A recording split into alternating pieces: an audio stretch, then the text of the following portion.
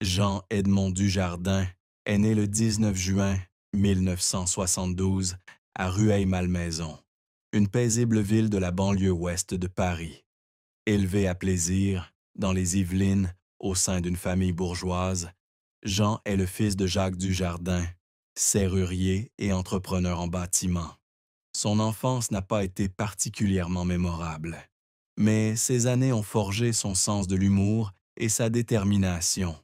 Il confiait dans une interview accordée au Figaro en 2016 que travailler avec son père dans l'entreprise de bâtiment lui avait appris le sens du travail et des responsabilités, mais lui avait aussi donné envie d'une vie plus libre, où il pourrait assouvir ses passions. Après avoir obtenu son baccalauréat avec mention A3 en théâtre et cinéma au lycée Saint-Sulpice de Paris, Jean a travaillé comme serrurier dans l'entreprise de son père. Cependant, la routine et la monotonie du travail ne convenaient pas à sa personnalité dynamique. Pendant son service militaire obligatoire au 1er régiment d'infanterie, Jean a commencé à explorer sa passion pour le théâtre à travers de courtes pièces militaires. Ce fut le premier tournant, lorsqu'il réalisa que la scène et le rire étaient sa véritable place. Au début de sa carrière, Jean rencontra de nombreuses difficultés. Il commença par se produire en stand-up comédie dans des bars et des petits théâtres parisiens, souvent confronté à des publics difficiles et à des spectacles ratés. Dans une interview accordée à C'est à vous en 2019, Jean se souvenait de certains soirs où il montait sur scène pour se heurter au silence du public, ce qui lui donnait l'impression d'être poignardé dans l'amour-propre. Ces échecs initiaux furent les premières souffrances de sa carrière, mais ils forgèrent aussi en lui un apprenant persévérant et infatigable.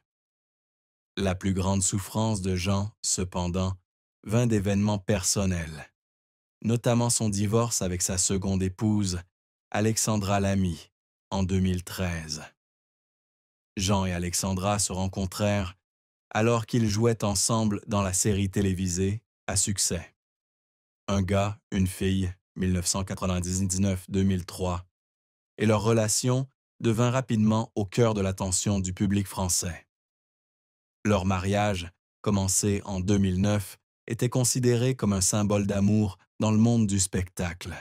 Cependant, la pression de la célébrité, des emplois du temps chargés et des différences de style de vie ont entraîné la rupture de leur relation. Jean a confié dans une interview à Paris Match en 2014 que le divorce était une blessure jamais complètement cicatrisée et qu'il avait passé de nombreuses nuits blanches aux prises avec des sentiments d'échec et de solitude. Une autre douleur, dont Jean parlait rarement, était la perte d'un ami proche dans le monde du spectacle, l'acteur Guillaume Depardieu, décédé en 2008 d'une pneumonie. Jean et Guillaume avaient collaboré sur plusieurs projets théâtraux et étaient très amis. Lors d'une interview accordée à France 2 en 2020, Jean a révélé que la mort de Guillaume l'avait plongé dans une légère dépression, se demandant constamment ce qu'il aurait pu faire pour aider son ami avant qu'il ne soit trop tard. Ces blessures, bien que dissimulées derrière un sourire et un humour, ont laissé de profondes cicatrices dans son cœur. La carrière de Jean Dujardin est un parcours qui l'a mené des petites scènes parisiennes au feu de la rampe hollywoodien, avec son lot de succès et d'échecs douloureux. Il a débuté comme humoriste au sein du groupe Nous c'est nous, aux côtés d'acteurs tels que Bruno Salomon et Éric Collado. Le groupe est apparu dans Graines de star sur M6 en 1996, marquant ainsi ses débuts à la télévision. Cependant, c'est son rôle de Loulou dans Un gars, une fille, 1999-2003, qu'il a révélé au grand public. Cette mini-série, qui a duré 486 épisodes, a non seulement lancé la carrière de Jean, mais lui a également permis de rencontrer Alexandra Lamy, qui deviendrait plus tard son épouse. L'alchimie entre Jean et Alexandra à l'écran a fait d'eux le couple le plus apprécié de France à l'époque.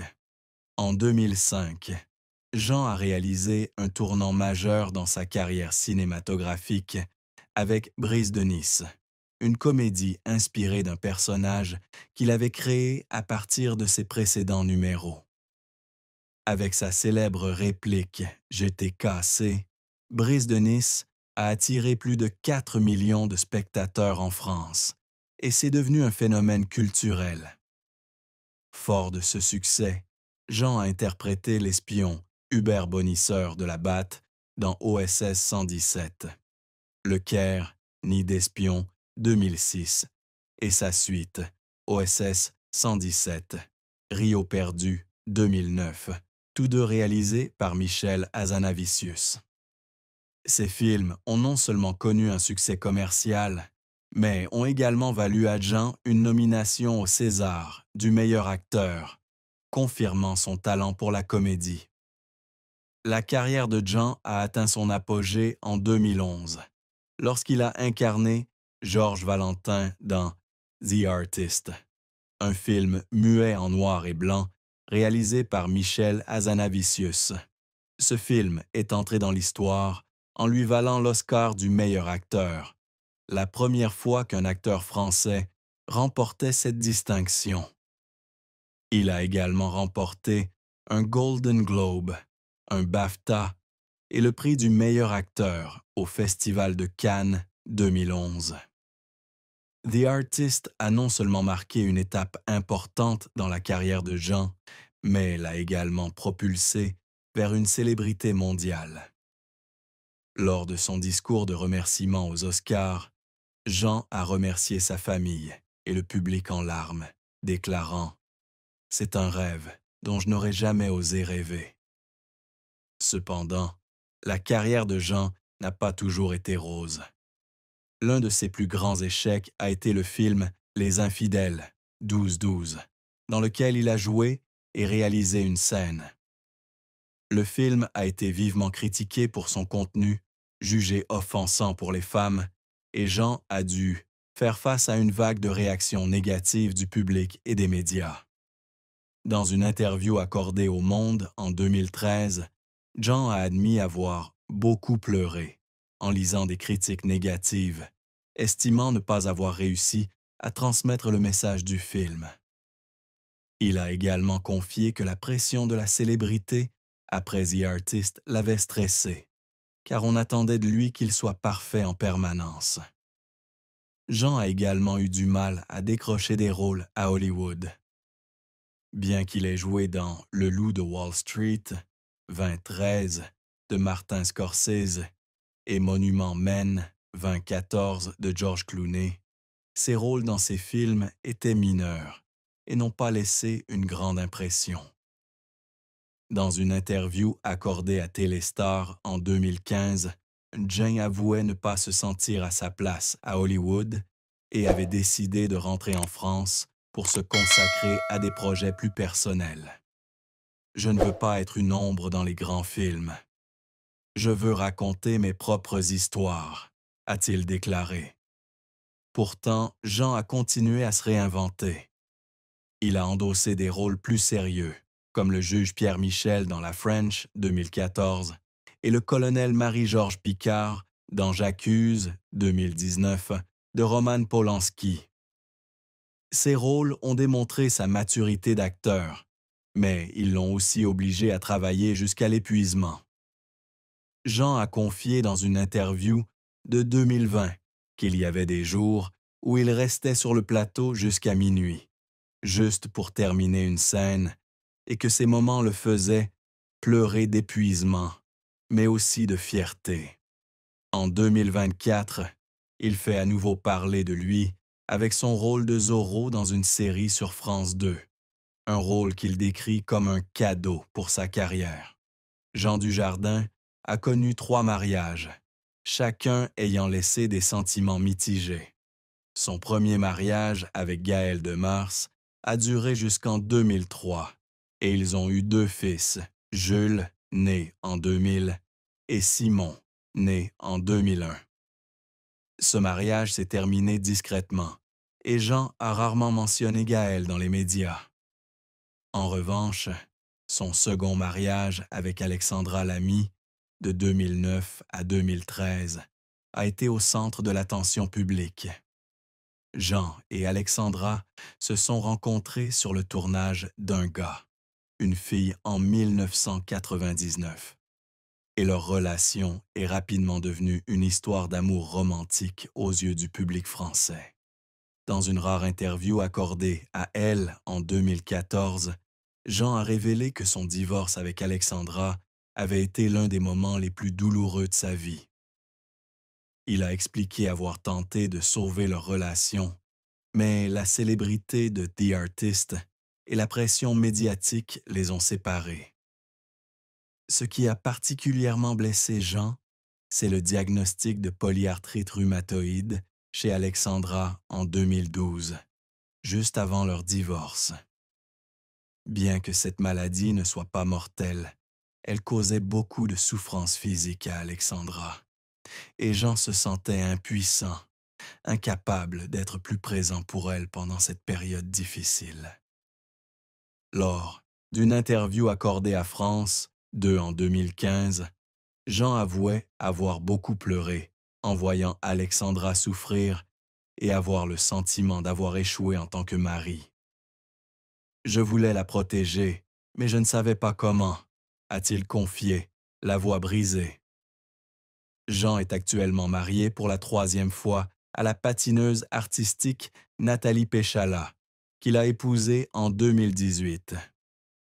Ils ont 2 filles, Jeanne, née en 2015, et Alice, née en 2021. Si Jean semble heureux aujourd'hui, il porte encore les cicatrices de son précédent mariage, notamment la culpabilité de ne pas avoir pu soutenir davantage Alexandra pendant sa maladie. La relation entre Jean Dujardin et Alexandra Lamy était autrefois un symbole de romantisme dans le monde du spectacle français. Ils se sont rencontrés en 1999 sur le tournage d'Un gars, une fille, et leur complicité, à l'écran comme en dehors, a fait d'eux un couple très apprécié. Cependant, après leur mariage en 2009, la pression de leur carrière et l'attention médiatique dont ils faisaient l'objet ont commencé à mettre leur relation à rude épreuve. Dans une interview accordée à Gala en 2014, Alexandra confiait qu'elle sentait que Jean avait changé après le succès de The Artist. Il vivait dans un monde différent, où tout le monde l'encourageait, et je n'arrivais pas à suivre, confiait-elle. Alexandra a également admis que l'emploi du temps chargé de Jean, avec ses voyages constants à Hollywood et ses nouveaux projets cinématographiques, leur laissait peu de temps l'un pour l'autre. Jean, quant à lui, avouait ne pas avoir été un bon mari. Dans une interview accordée à Téléstar en 2016, il a confié avoir laissé sa carrière prendre le dessus sur sa vie personnelle, ce qui a laissé Alexandra seule. Elle avait besoin de moi, mais j'étais quelque part sur le plateau, à essayer de prouver que je méritais un Oscar, a-t-il confié. Un autre aspect négatif de leur mariage résidait dans leur divergence de vue sur la famille. Alexandra, mère d'une fille d'une précédente relation, souhaite fonder une famille unie, tandis que Jean est absorbé par ses ambitions professionnelles.